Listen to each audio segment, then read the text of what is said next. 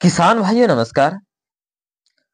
किसान भाइयों, आम की बागवानी एक व्यवसाय है किसानों के लिए जो कि बेहद ही लाभदायक है। आम की फल जितना खाने में स्वादिष्ट होता है, उतना ही हमारे शरीर के लिए लाभदायक भी है। इसका जो डिमांड रहता है उस हर जगह पे मंडी से लेकर हर एक जगह पे ये बिकने वाले सबसे अच्छा फल है। आम के पेड़ बौर तौर पर हम बात करें तो छोटे-छोटे जब आम के दाने बनने लगते हैं, जब फसल में जब पौधा छोटा होता है और जब उसमें मंजर आते हैं और उसमें जब दाना बनना शुरू होता है, तो उस समय पे रोग लगने के साथ-साथ आम को जो फल होते हैं वो झड़ने की समस्या सबसे ज़्यादा रहता है। ऐसे में किसान अपने आम की पेड़ों के लिए कई चीज का उपयोग करना बहुत ही जरूरी होता है, जिससे क्या होता है कि फल झड़ने की जो समस्या होती है वो कम होता है और इसका साइज बड़ा करने में ज्यादा होता है, जिससे क्या होता है कि पैदावार में बहुत ही ज्यादा बढ़ोतरी देखने को मिलती है। और इन सब कई चीजों से जो जो पौधों का जो उसमें फल में जो गुणवत्ता बनना चाहिए वो बनने में, यानी कि पौधा का जो आम होता है, फल जो लगता है उसका ग्रोथ बढ़ाने में ये मदद करता है। किसान भाइयों, बागवानी बड़े पैमाने पर की जाती है, यानी कि अगर जो आप आम की बागवानी कर रहे हैं तो इसकी बड़े पैमाने पर करते हैं, क्योंकि आम की जो फसल होती है उनकी आमदनी अच्छी खासी होती है। अगर जो एक पेड़ पर अगर जो अच्छी खासी आम लगी है, यानी कि उसमें अच्छे अच्छे छोटे छोटे दाने बनना शुरू हो गए हैं, तो उस समय पे आपको ज्यादा ध्यान देना है कि हमारा जो मंजर है, यानी कि उसमें दाना बनना झड़ना नहीं चाहिए और उसमें रोग लगने का ज्यादा खतरा भी रहता है, तो इस पर भी हमें ज्यादातर ध्यान देना है। जिससे क्या होता है कि आम का जो पैदावार होता है वो में अच्छी मिले, कम नहीं मिले और बागवानों को कोई नुकसान भी देखने के नहीं मिले। किसान भाइयों, मार्च के महीने में अधिकतर क्या होता है कि आम की पेड़ों पर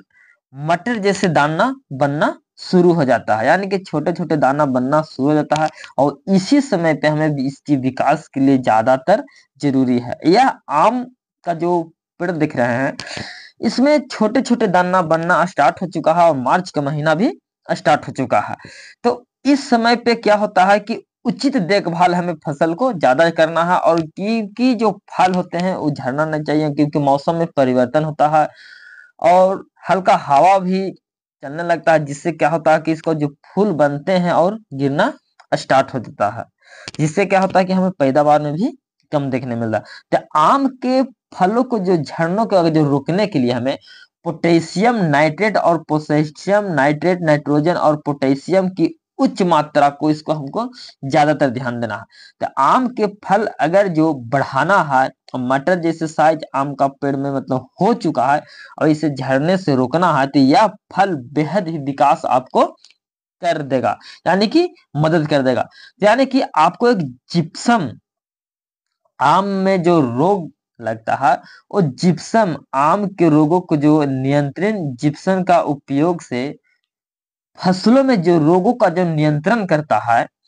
आम के पेड़ में कई प्रकार के रोग से बचाता है। तो आपको जिप्सम का प्रयोग करना है। अगर जो आप जिप्सम का प्रयोग नहीं करते हैं तो मिट्टी की उर्वरकता को बढ़ाना है। जिप्सम का अगर जो उपयोग नहीं करते हैं तो मिट्टी की उर्वरकता को आपको बढ़ाता है। अगर जो जिप्सम का अगर जो उपयोग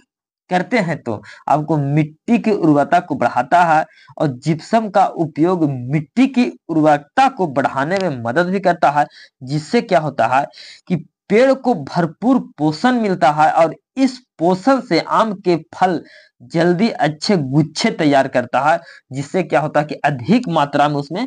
फल लगते हैं।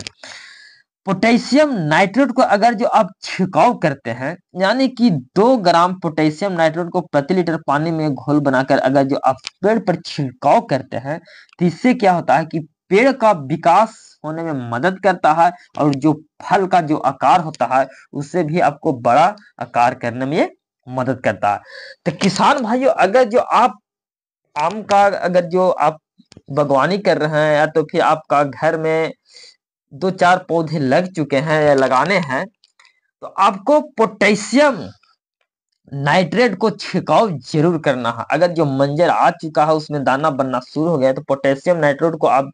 जरूर छिड़काव कीजिए। मात्र 2 ग्राम, आपको 2 ग्राम पोटेशियम नाइट्रेट को लेना है और 1 लीटर पानी में आप इन्हीं अनुसार से आपको छिड़काव कर देना है। तो किसान भाइयों, अगर जो मेरा वीडियो अच्छा लगे आपको तो वीडियो को लाइक शेयर और सब्सक्राइब जरूर कीजिएगा। बाकी नमस्कार।